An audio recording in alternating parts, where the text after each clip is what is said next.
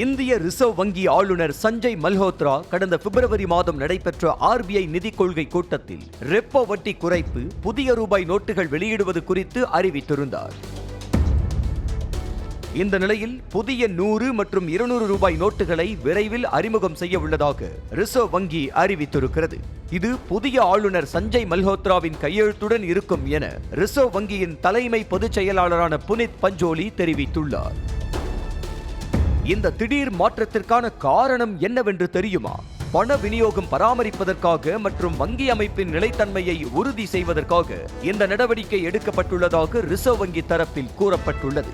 இதுவரை முன்னாள் கவர்னரின் கையெழுத்துடன் ரூபாய் நோட்டுகள் இருந்ததால் தற்போது புதிதாக நியமிக்கப்பட்டிருக்கும் கவர்னர் கையெழுத்துடன் கூடிய ரூபாய் நோட்டுகள் இருப்பது போலி நோட்டுகளின் புழக்கத்தை அழிக்க உதவும் என்றும் கூறப்படுகிறது. ஆளுநர் சஞ்சய் மல்ஹோத்ரா கையெழுத்திட்ட 100 மற்றும் 200 ரூபாய் நோட்டுகள் விரைவில் புழக்கத்திற்காக வெளியிடப்படும் என தெரிவிக்கப்பட்டுள்ளது.